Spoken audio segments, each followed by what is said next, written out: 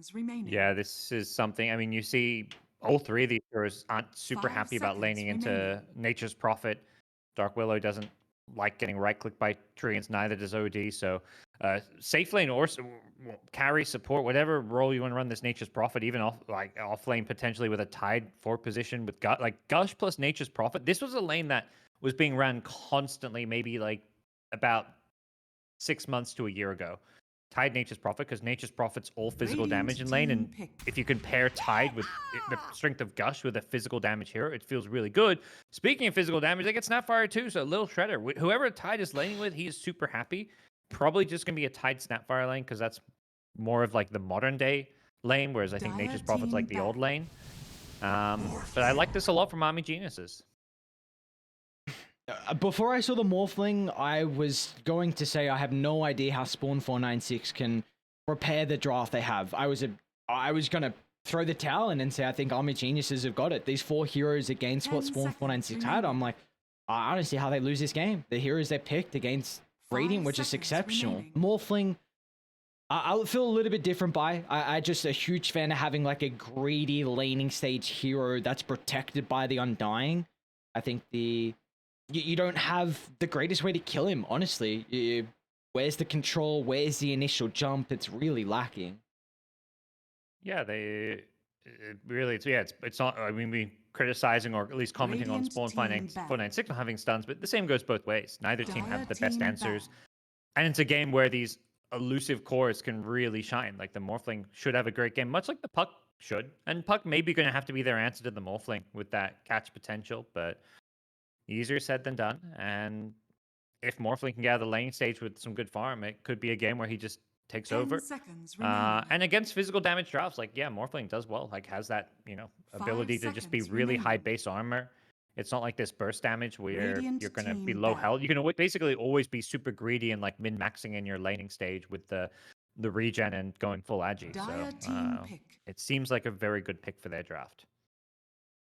All right, well, what are Army Geniuses looking for with the 23rd pick? Radiant believe that it's a carry still left to be seen? Yeah, it's looking most likely to be like a 4 Snapfire, 5 Nature's Prophet, I would say.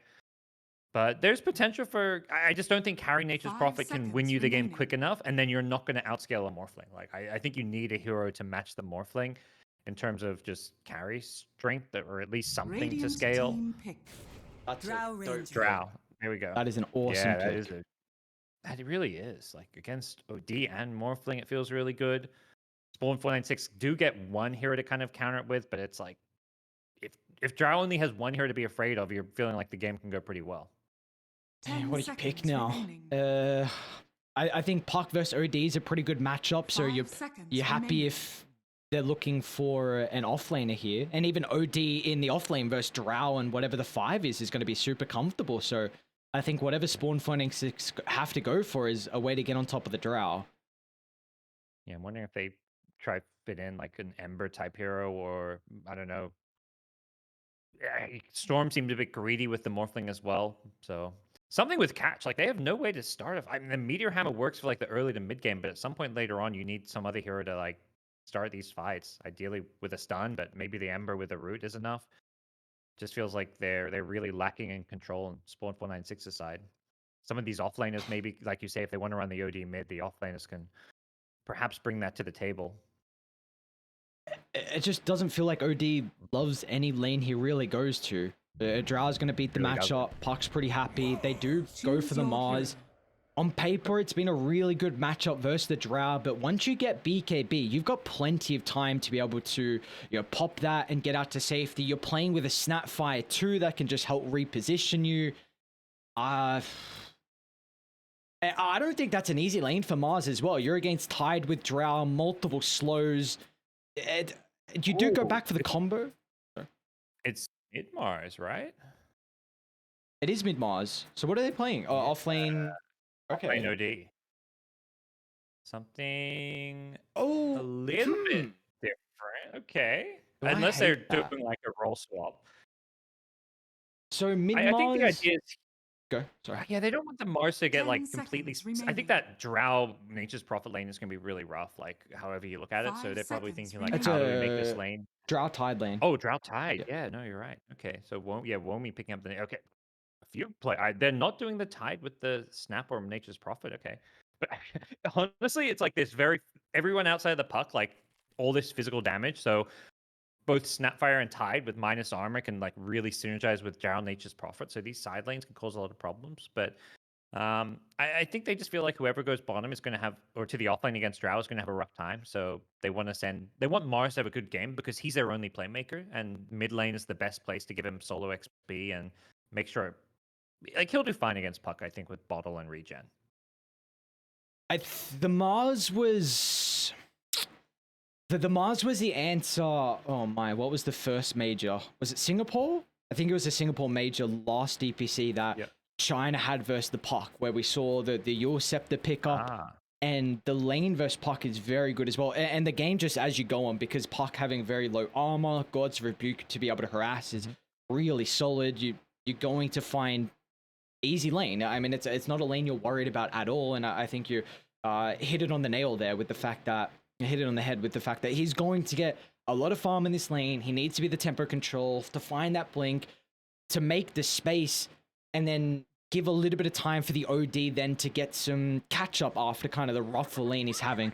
I'm still all Army Geniuses though. I think they've done an exceptional job to set themselves up for a game 1 victory. I think their lanes, you've got a Drow paired up with a really beefy melee 5. You're going for a double ranged hero versus the Undying. You don't have... you've got one strength in that lane, but Snapfire doesn't really care with... You're going to man fight Undying. You can go Lil Shredder. Womi can have a Blight Zone, which he does. And the reason you pick Undying is to win the lane. And now I'm worried that he's not going to have that success. And it's like, okay, why did we pick this hero? We picked it to counter the Tide, but they just flexed him. No, and I totally agree with what you're saying about Army Genius. It feels like if these lanes and this early game goes the way that, for them it should, and you're thinking like, how it looks like it will, the game goes really, really well for them. I think they do have little room for error though, because if Spawn.496 find themselves in the mid game in like a fairly even spot, they have a way better like late game lineup. Like the Morphling doesn't really feel like he's going to be too threatened once he gets a couple of items. And you're looking at Morph Willow, so potential Ag Scepter pickup with the Shadow Realm. Mars, I think, just giving them a lot of team fight. And I think something that Army Genius is going to lack in the late game is going to be like this good tanky frontliner, because Tide Hunter is not that. He's a 5 position. So having Nature's Prophet offlane with Drow safe lane, it's very kind of all in on the early to mid game. But it definitely feels like you're going to be in a position where you can capitalize on that, considering... a Morphling needs a lot of farm. You're going to have an OD who's going to have a rough time, and he's all in on the back of getting a fast Meteor Hammer and then kind of snowballing from there. And you've got combo definitely from Spawn.496. That has to be said. The Mars with the Dark Willow, or the Eric Denial with the Tombstone in the arena. I feel like you have to somehow get... If you can break even and not get ran over in like 20 minutes, then maybe as the game goes on. But even then, like, Drow vs Morphling matchup is really favorable for the Drow. It's good for the Drow. I wouldn't say it's like some amazing like insta win kind of matchup. Morphling at least has some kind of mobility to get on top of you. And I think particularly if you can turn into this Dark Willow with the Ag Scepter, suddenly you're not being outranged as badly by the Drow Ranger. So it's not a good matchup for Morphling, but it is still playable. And you do have ways to threaten the Morphling just because of the ability to get on top with Waveform. Red. Oh, boys. You see this dead here? Looks like he's mighty dead. Who gets it? Oh, I was going to say, someone's got to get that last right click, and Azura's loving life. That's the dream. Get the mid laner first blood. Already has Null Talisman coming out, so that's going to make this mid lane a little bit tougher for Exilern. Is this one of the new Marses set? I haven't taken a look through the... I think it was one of the Aghanim sets that just came out recently, but it's looking pretty swishy. I don't know. It's looking spiffy, yep. I agree. I like it. The sets give you power, Parker. Is Zillone gonna win the lane now off it? I hope so. Maybe that's why I'm bad at Dota. I don't have enough sets. You're not a... I'm a big fan of sets. I don't like... I'm never buying... Like, I'm not going to buy sets or anything, but I like the progression that you can have with them. It's kind of cool. You know, you come into a game, you got these cosmetics.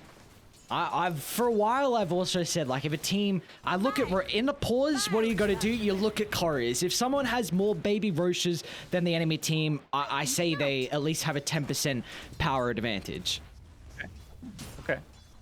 I would say from my experience in some of my pub games, the people with like the really fancy couriers and sets, they're not necessarily worse about Dota, but they sometimes can be more annoying.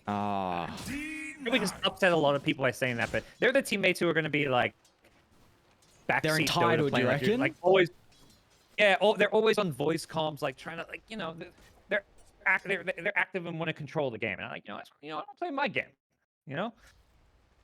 It's a backseating. Get out of here. That's my experience. Exactly. Let me... I mean, who needs communication? This is Dota. I'm playing 1v5. Yeah, Azure's actually going to look to pounce. Run into the tree line. Zillone will be okay. So this matchup pretty back and forth at the moment. A lot of harassment going either side. The early bottle pickup. At least we'll have some resources. Down bottom, Mahayo's pretty low on the Undying, but has that ring for some extra armor. See if any kind of kill opportunities present itself down here. So far, the Nature's Prophet not maybe quite working out how they imagine. Ghost is still getting some good farm on the Morphling. Mahayo should go down here, yeah. Okay. Ooh, nice cookie on the tree.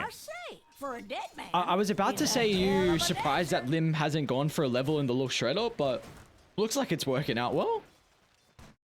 Yeah, I think this is the build that's better against Morphling for sure. Not sure about... I mean, against Undying, I think either's fine. But yeah, usually you are looking at Lil Shredder when you're trying to go like double physical damage. But perhaps, Morphling, he's going to be high base armor. You want to just try burst him down with the nukes. And that's where we may see more like a 3-2-0 build even. I don't even know if he gets any points. Top lane. Battle continuing across the map as Red getting hit from the multi-shot. They'd be able to secure with a kill, and now they're going to push back Jar Bonbon as well as Varize. He's put the big boy pants on, diving deep under the tier 1 tower, but maybe he's bitten off a little bit more than he can chew. Yeah, nice from Jar Bonbon to bait him in. He wanted to get the kill and then just die to the tower, which would have been like, you get the kill first, you die to the tower, give up no XP, and then you can reset your lane and TP on out. So good job denying that from the Tide and getting some XP for himself and the Willow.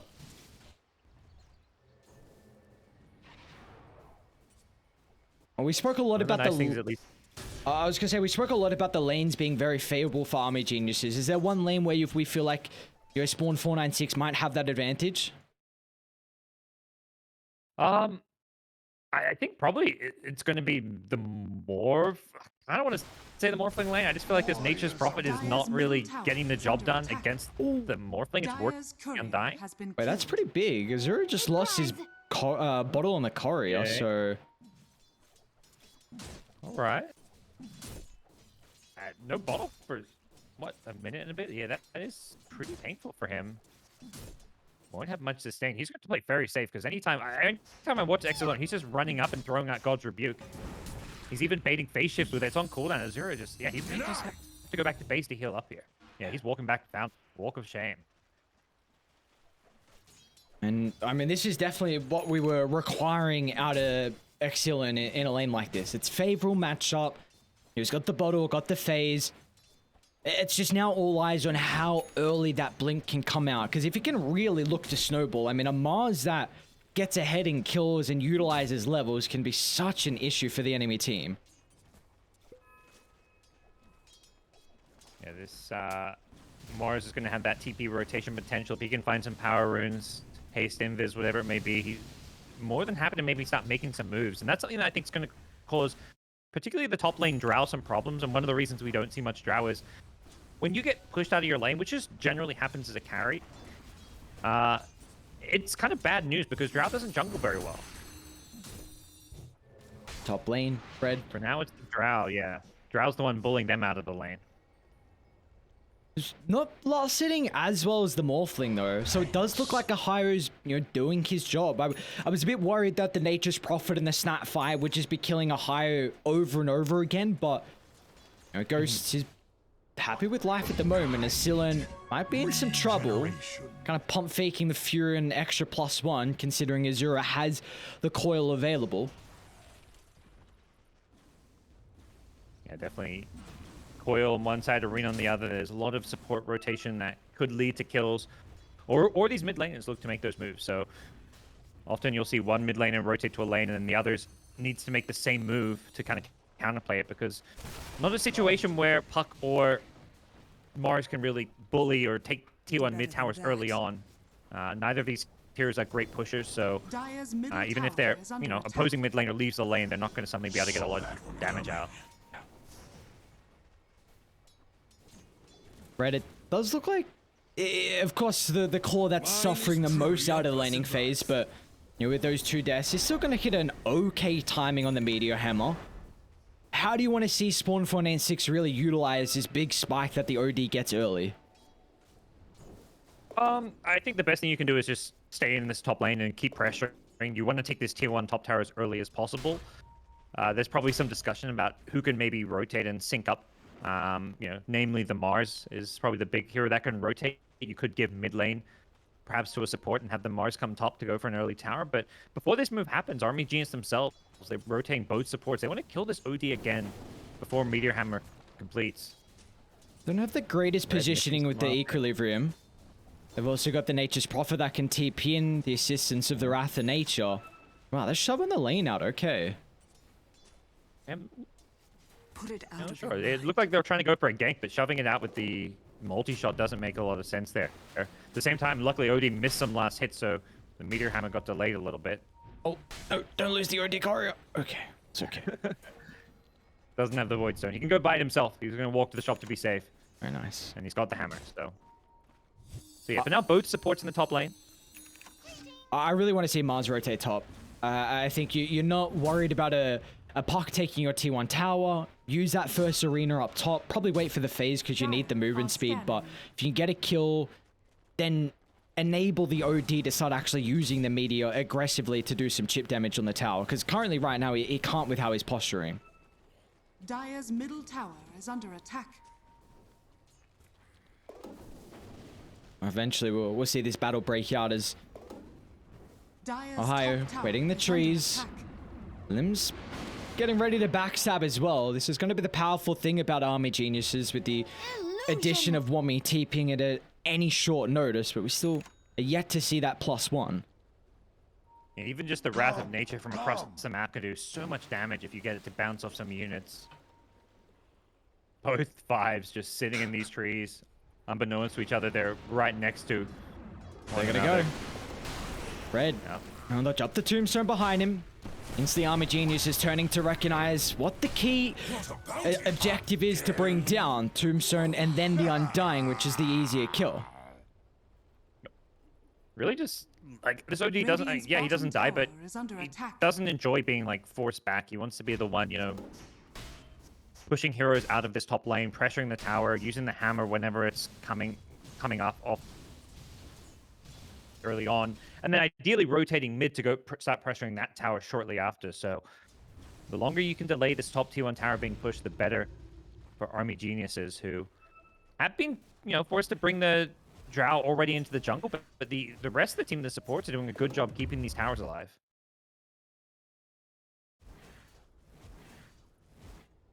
I mean, 10 minutes in, and the fact that OD still hasn't really done a whole lot of damage on T1 top is going to be a big benefit for Army Geniuses. As Azura, with the help of Reese, finds another kill on Ahairo. 3 deaths at the moment, and they've got an early 1,000 net worth lead.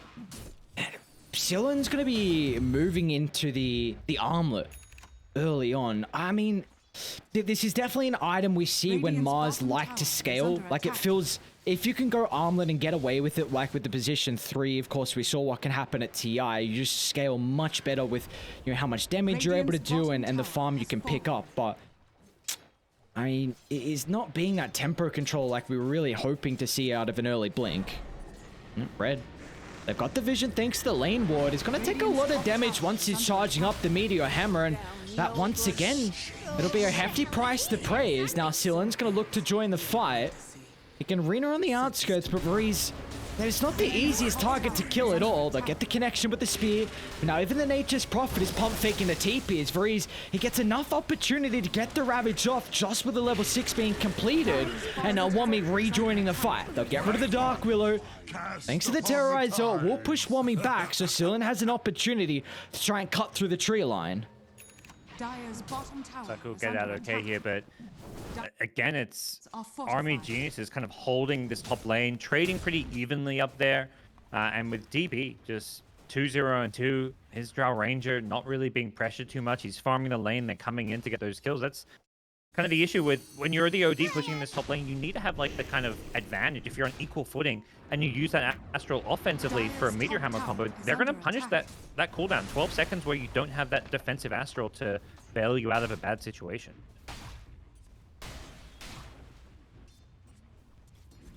I mean, now you can just put the Drow back in the jungle if you want, put the Vreeze in the dead lane. And you can tank abilities and now can set up for the rotations. They've got Silen in trouble. Kisses drop straight on the head, but the lack of control is a big issue to set up for the damage from Lim. They've still lost Red on top of the backline. They'll now turn their attention to deal with the Mars, but Ohio is going to step on forward, provide some extra sustain to keep Silen alive. So a 1-for-1 trade at the moment. Looks like there'll be no extra damage done. Radiant's bottom tower is under attack. Yeah, so Lern nailing the spear to finish off the kill, and still fairly healthy, this Iron Will. Just giving him some extra armor and health regen, and almost has the armlet complete. It's not going to give him the same playmaking potential as the Blink as you're bringing up, but it does just make him... like, he can still rotate and just put his body in the front lines and force some towers with the OD behind him. I'll take that. I don't mind it too much. Although, you know, they're going to be reliant on the OD to be the playmaker with this Astral setup, at least for the time being. There has been a lot of space, though, for Ghost on the Morphling. I mean, he's Grand Master here. So, my guy is very, very experienced on the hero. I know you were saying earlier on, the matchup versus the Drow isn't the worst because of the way to get on top of her. Do you feel like Ghost... where's kind of his big angle into this game in regards to kind of timings for the Morphling? I don't think it's going to be pretty typical carry stuff as far as getting, you know, with Manta style he can fight, but he's going to want to, usually it's going to be that second big item. Whether he goes for the E-Blade or not, I'm not sure. It probably depends on what style of Morphling he feels like is going to be better this game. I think Manta Skadi is fine as well. But for now, just the Manta style, having the Dispel and the utility this time is really good. But definitely second item is where he's going to be strong. And using that morph to kind of get himself into these fights. T1 tower under siege. They'll have to bring Silen. Breeze is going to mirror the movement, though, so either side's having their big team fight to work with for this siege. See just how aggressive Army Geniuses are looking to get, though. The tree's getting cut. Oh, look at the pogo stick over the tree line. Breeze pops out of nowhere. Ravage onto 2. The damage is shown up with the help of the Limb and the Drow Ranger. Oh, man, what a fight for Army Geniuses. And they're not done just yet as Azura pushing on forward for more. The pressure they're providing early. Too much for Spawn.496 to handle. Yeah, they took a little time to get there, but they finally found the opening to get off that nice ulti combo. And whenever they have these ultis, they should be way stronger. On the Radiant side, like the only real like good ulti for this stage of the game is the Mars Arena. Like the Willow level 1 ultis don't do that much damage. The Sanities, you know, offline OD, you're not like winning team fights off his Sanities until later on in the game. So Ravage Kisses, like that's just free kills. And they use them perfectly there. Dreamcoil as well to make sure they can kind of keep some heroes in place. So really well done, and doing it around enemy objectives. So they not only win a fight convincingly, but they take that tier 1 mid tower. Breeze is going to give away his life here. Just maybe anticipating Radiant looking to try and smoke up, knowing Ravage is on cooldown and all the other ultimates for Army Geniuses. So this will give them information on where Spawn.496 are now posturing on the map. And they find a way to take this run tier into 1 mid tower Lim. themselves. Nice use of the soul fast enough, and an even better arena. They'll blow up the park.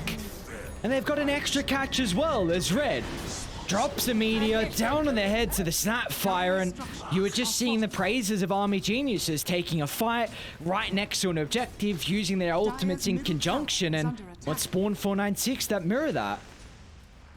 Yeah, just good understanding. You're playing against these big ultis, you've got to fight around those cooldowns. The second they throw Kisses plus Ravage to win a fight, when you respawn, you got to go run at them. You're the ones who have the Meteor Hammer low cooldown, this 24-second cooldown Meteor Hammer. Whenever you can, just throw it at these towers, take fights. When they have ultis again, you're going to have to back off and play a bit safer, or try and bait them out, win a fight, or lose a fight and then take a fight after that. But for the time being, Spawn.496 do a really good job of bouncing back after taking a rough spell. And that's just more space as well for GoDz, who's been able to complete the Yasha.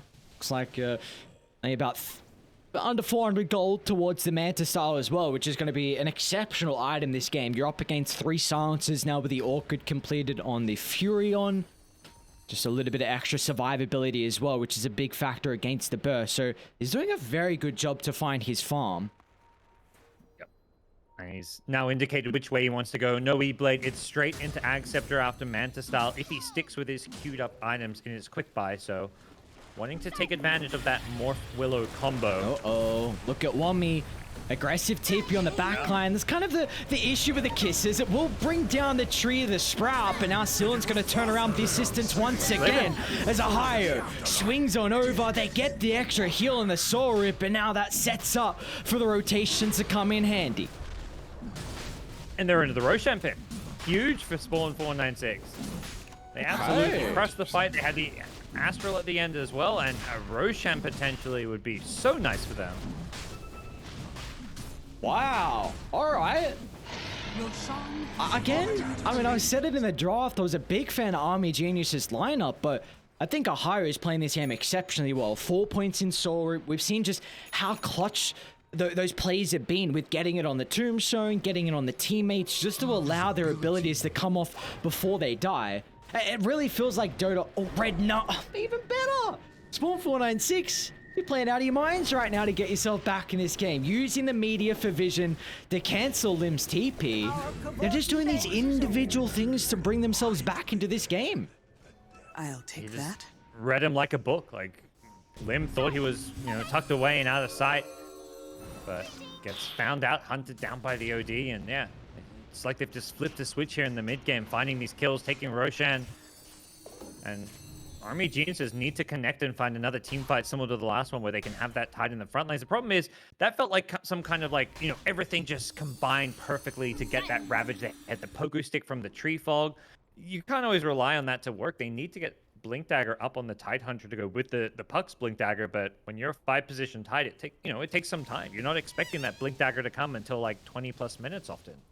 He's gonna hit it a little bit later than that. I mean, he's got about 1,800 gold shortly, and they can find him some farm. Looks like the next wave mid is going to be all Varese, but might take a bit too long as Spawn.496. They're going to continue to put some pressure on the map with the Smokers 3.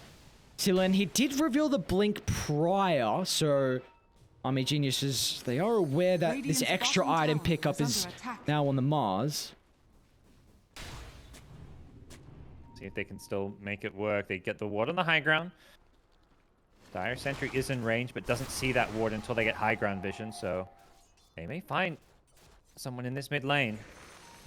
Breeze again. Actually, Sillon jumping aggressively. Oh. They're going to try and run into DB, but a little bit discombobulated is going to be Spawn.496, as now they'll double back and GoDz gets the kill. I mean you're happy with that. Still, at least it's GoDz finding it. 287 gold, and he's already got one component, pretty much second component towards the Aghanims. Yeah, it's going to be up in no time at all, it feels like. Willows needs to get those levels going. Has 3 points in Shadow Realm, so almost there. About to hit level 10, so we'll see where the Jabonbon goes for that point. Yep, there we go. Final point in Shadow Realm. Doesn't even want the level 10 talent. Even ate the tome as well, just to make sure. They'll have that talent pretty shortly. And this is, I guess, something we haven't spoken about maybe enough with how Spawn.496 can play off the back of the Aghanims. We've seen the importance of how early Ghost has gone for it this game? Do you feel like there's... I know you're paired up with the Dark Willow, but a lot of times Morphlings will still go for a little bit later of an Aghanim, so do you like how early the rush is? I think to me, it's like one of these playstyle choices where the early act, it's still good because it gives pretty decent stats. And if you don't need like the utility of Skadi to kite like, you know, melee cores, going straight to the axe is fine. And you're playing against Drow Ranger, range carry, as well as all these other ranged heroes. The only melee hero is Tied, so I think going straight into axe makes a lot of sense. Just because that Shadow Realm turns you into this more of this like long range turret, which is something that can be, you know, kind of hard for the Morphling who's this short range hero. To fight against all these range cores without it. So it makes a lot of sense. The Skadi just has less value. I think the other items to consider is like the BKB as well, just because of all these silences and the Tide Ravage. But for now, happy with just the Manta style. Oh, Blink completed on the Tide. I got Aegis for another minute here, so... See, they really don't want to use that. If you can blow up multiple heroes... clipping the Morphling as well, then maybe you're happy with dropping it, but you really don't want to use Ravage for just the first life. Yeah, they're hoping to get that cheap kill where, you know, they just blow them up with like a couple of nukes, maybe a Wrath of Nature with a Waning Rift and Illusionary Orb, some puck nukes. That's when Ghost is sitting on such low health here, but bottom tower is under attack. He's got the Essence Ring. He's actually backpacking an Essence Ring and swapping back over to the Possessed Mask, so making use of that full agi. There's the Wrath of Nature. Didn't quite do enough damage, though. Is under attack. The puck was not in position to go for any kind of a nuke there, so healing him back up with the Soul Orb goes. That Essence Ring just kind of saved his life. Really, really nicely done, utilizing all these items. This is a minor thing, but a big play from Wami. Tipping down, dropping the treants in front of the catapult that's already sieging on the tower. So we'll force some reactions, just the respect coming through. I mean, when you start to open up the map, especially against a Fury, that's just more and more camps that he can get and lane creeps as well. And we're seeing how he's progressing with his farm. He's got the Orchid, BKB, and also working on the Aghanim Shard next. Well, as nice as that, you know, earlier team fight into Roshan was, it's not an Aegis that, it was a farming Aegis at the end of the day for Spawn.496. They're going to be looking more to make the plays around second Roshan. They can get Aegis and Shard. That's going to give them a lot of strength to try to take these last outer towers, go for maybe even a high ground, depending on how things go. And Ghost does have his Aghanim Scepter now, which is the big reason why they weren't able to do much with the last Aegis, because, you know, they were still missing some of these key items. They want the BKB on Mars, they want the Ags, and even the OD wanting his Blink Dagger or his Ag Scepter as well. It definitely feels like we're at a stage where we're just waiting for that big team fight. 11 to 11 kill count. Like you said, the farming Aegis, but everyone has those items online to take the real big fight, and Army Geniuses, they're ready for it. Smoke up is 5. Radiant, they're posturing in a position where they're looking to maybe get ready for a smoke of their own, or... Yeah, mate. Dire know where they are with that scan. I mean, it's pretty common. People... You don't see the enemies, and they're not running at you. Maybe they're just farming. Someone's usually farming the action, so... Yeah. Army Geniuses don't want to run up to that high ground.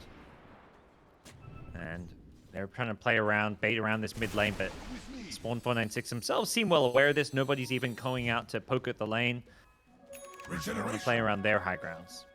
I mean, we saw what happened previously with Dire pushing an objective and then bringing their numbers to it to show with their team fights, and then you kind of force Radiant to reveal their hand and bring them all down. And this is what I want to see Army Geniuses do. Shove in bot, force Radiant to react, because I think they are the ones that feel really confident right now with the Blink reveal on the Tide Hunter. You've got a lot of follow-up with the kisses and all the magical damage pre-BKB. So, yeah, I think you want to have this bottom tower siege in to bring Radiant down, and it might take a little bit too long to set the formation up. Yeah, they're making their move. They've got the level 3 morph on Morphling now. He's turned into that Willow. Let's see how they can jump. Sealant, instant BKB from Wami. Now with Arena completely wasted. Azura, Ravage on the backline. Clips all 3. The damage is exceptional. It's the Morphling getting ripped apart thanks to the silence. But the Astral's going to give them a little bit of time for the Morphling. Ghost is actually going to waveform aggressively. He wants the man fight DB. Protected for a short duration with a Manta, but the heavy committal will be the death of the Morph. 4 for 1, up the higher ground they go, and AG, oh, how powerful they are. Yeah, that Morphling just got torn apart, and he's got this Skadi queued up, but I think what he really needs is a BKB. He manted off the Waning Rift Silence and instantly gets hit by a Ravage. And he just doesn't get a chance to do any damage whatsoever. He's just being controlled and silenced up the entire fight. The OD Astral is nice to buy him some time, but in the end, all he can kill is Jar Ranger, and they get a melee Rax to follow up a successful team fight. Really nicely done from Army Geniuses, understanding the strength of their lineup. And now they just need to chill, wait for these ultimates to come back up. Like last time around, they used these big ultimates, won a fight, and then they took another fight shortly after. If they can just, you know, farm the map, waiting for big ultimates, they'll be in a really good spot. Damn, Azura went phase shift attack. Have you been seeing this recently with the Witchblade build? Like, I know a lot of pucks are still going for this Witchblade item, but I haven't seen it into the 15 talent. Yeah, definitely seeing less and less of it. You know, uh-oh, Willow. Guys, DP out? Nope. Good old Shadow Realm capability. Such a nuisance. Yeah, I was gonna say, just the phase shift attack, I really haven't seen too often anymore. Yeah, I would imagine the spell amp's usually the go-to, just, you know, you're, like you say, you're not really going for the right clicks quite as much, and you're against a Morphling, like you want as much burst damage as possible, so spell amp is often the play, but, you know, Azura, he's played a lot of puck, he's mastered here, so I will not question him. Let's just put it that way. Yeah, we see why he's mastered tier as well. 6-2 in full performance at the moment from Azura. Definitely one of his more comfortable heroes. And we've seen that so far through his time on Army Geniuses as Aghanim's now completed. I believe Wami just got an item as well. What did he get? Yep, Shadow Blade here from the Nature's Prophet. So even better positioning from the Furion. Yep. And ooh, Dream Coil with an Ag Scepter now for the puck. Very, very nice.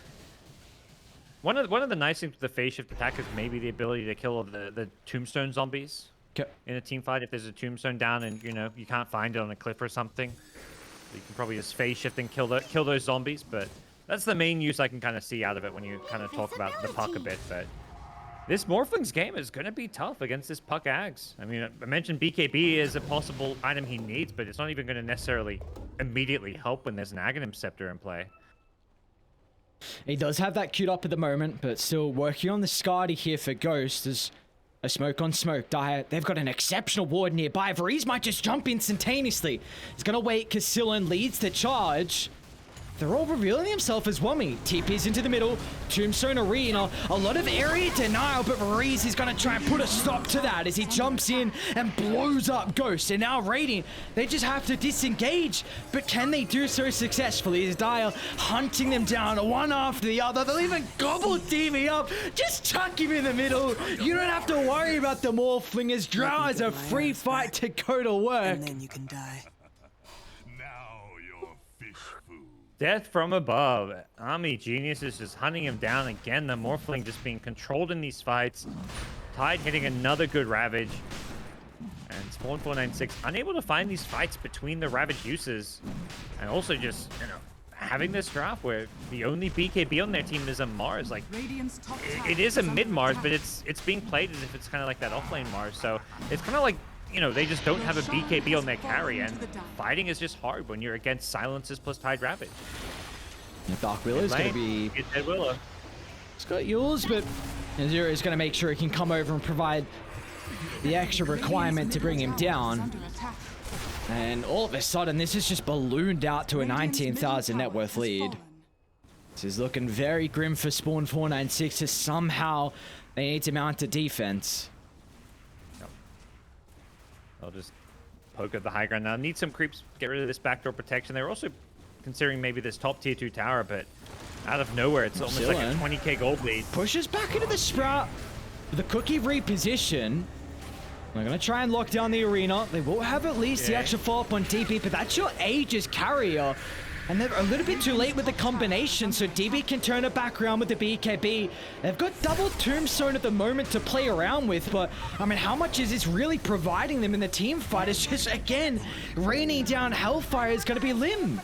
Ohio is even going to fall thanks to DB's early pickup in the Aghanim shot from the second Roshan. My My thanks. Ghost is morphed into an Undying. I don't know if that was a misclick or if Willow was just not around for him. So his morph ends and he's just feeling like he can't go in and make anything happen. He needs somebody to start the fight for him. And Mars, without BKB, without Arena, is just not that hero right now. They're getting poked away at while Drow just focuses the objectives with the Nature's Prophet. Second full set of barracks soon to be claimed. The only thing holding them back is the tier 2 tower up top, which they've already got, I mean, a creep wave shoved out, so Dire from one objective to the next. Radiant's middle tower is under attack. Well, 30 minutes in, it is Spawn.496 heavily on the back foot. They need to come up with some kind of miraculous play here, but all of, I mean, Jesus' ultimates are almost back up. It's just the Mortimer's Kisses they're waiting on for another 40 seconds. I'm sure that's enough to deter them going for the mega creeps here. They've got 3 minutes left on Aegis, so DB will happily just frontline and go for these objectives. And you still got your ultimates too, and Ravage to work with, Kisses in 20. You might not have an Undying though. How do you get out of the sprout? There's just a tree blocking you in. He's gonna have to try and play around. Look at the backstab coming to play though. Arena clipping Marie's, but instantly cancelled off with the Kraken show. Now Morphling might be in some trouble. He's fast enough with the fingers to get the attribute shift off, but the big issue is Morphling, he's not right-clicking anyone. Ghost hasn't found a target just yet. He looked away form on top of Limb, but the damage has been dealt with. They're chasing down DB. Still, Dark Willow needs some assistance. They'll deal with the Aegis. Mortimer Kisses raining down Hellfire. They'll get rid of two of the cores. They've locked in the Drow. DB Hurricane Pike up to the safety of the high ground. Really messy team fight though. Almost 3 fights breaking out at the same time. Yeah, it really was. I wasn't sure where best to watch. The Snapfire was trying to be hunted by the Morphling, but ends up getting away from the Morphling, gobbling up a Manta Illusion, which she throws in, hits 2 heroes, and then a Mortimer's Kiss follows up. It was a really cool play from Lim, who ends up securing multiple kills for Army Geniuses before the Kisses get cancelled. And it just feels like Spawn.496 need that like more well coordinated and spaced out fight where all their spells are used, you know, in order. Like you start, you get the Arena, the spear back into the tower, push someone out of position, have the follow-up damage from the Willow with like the Brambles to lock them down, the Morph right clicking with Shadow Realm, and they never seem able to get it. Like this Mars just is kind of going in, and the back, it's a combination of either the backup not being there, or he's just going in by himself. I mean, you were saying Ghost, he was requiring that BKB to have a game, and he's completely moved away from the Scotty. He's just recognized, I can't get this item. I really need the BKB to have any impact in the team fights, and I mean, it just feels like it's a little bit too late though. Yeah, I mean, you're already dug yourself into a hole. 26k gold deficit. Got to imagine, yeah, the reason he didn't finish Scotty is because he's about to buy a full BKB.